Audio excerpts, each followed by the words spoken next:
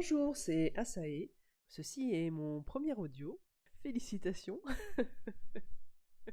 Félicitations à moi-même pour le faire.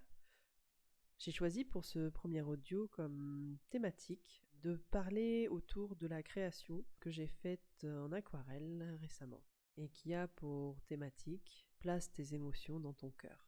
Allez, c'est parti.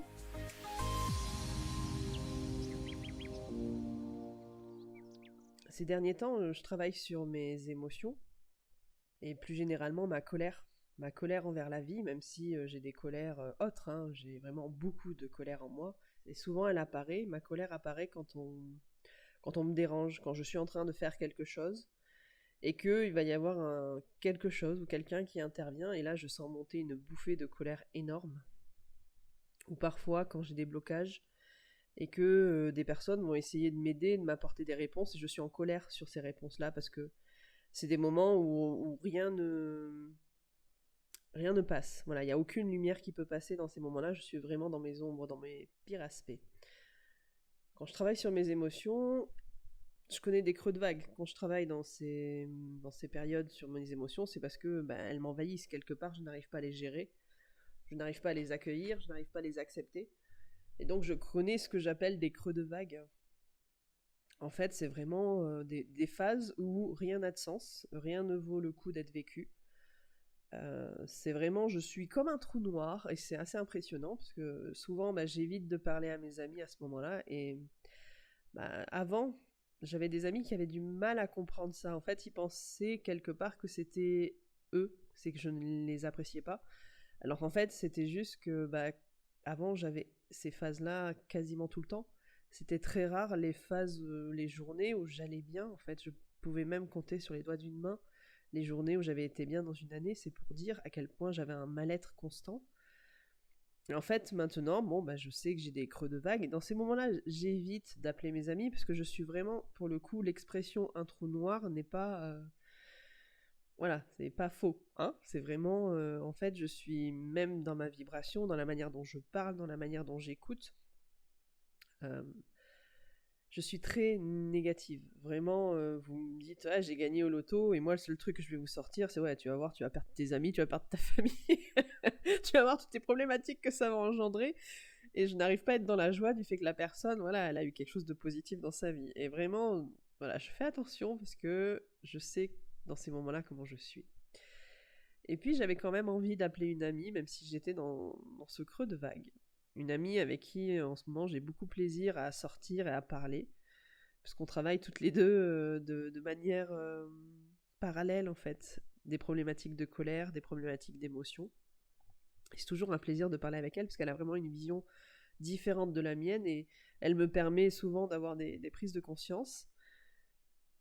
Et là, pour le coup, dans ce moment où j'avais un creux de vague, elle essayait tant bien que mal de m'aider, de m'apporter de la lumière, et moi j'étais vraiment imperméable. Jusqu'à ce qu'elle me dise même, chacun sa croix, tellement elle était fatiguée. Et elle était arrivée au bout de ses arguments. Et elle voyait que quelque part ça ne marchait pas.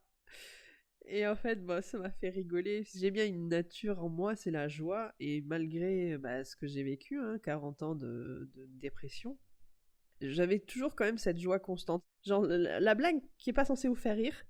Et en fait, vous rigolez parce que, voilà, c'est la tentative. Il a essayé, il a fait une blague pourrie, et normalement t'es pas censé rire, et c'est ça qui est amusant.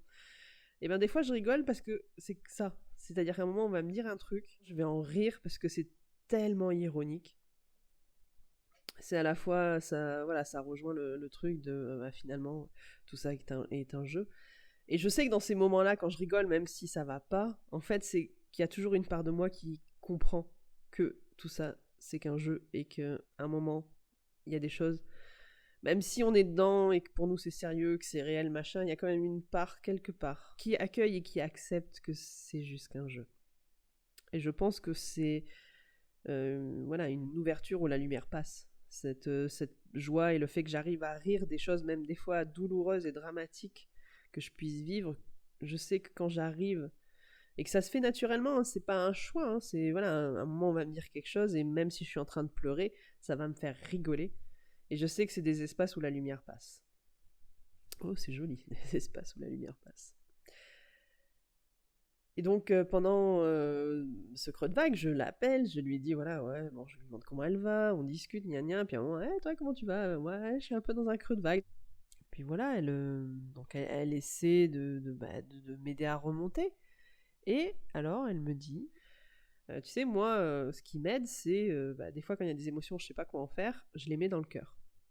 Et des fois, ça marche. Et sur le coup, moi, quand je suis dans ces phases-là, en fait, ce que je fais, c'est que j'écoute et je ne mets pas de jugement dessus. Vraiment, c'est comme si j'archivais et je ne mets rien dessus. Je ne mets pas d'émotion, je ne mets pas de mental. Et souvent, voilà, c'est pour ça, j'écoute la personne et il y a du silence. Et ce silence, en fait, c'est pour archiver. Et sur le coup, bien sûr, mon amie, en entendant ce silence, elle se dit, bon, ça n'a pas percuté, voilà, ça n'a pas marché.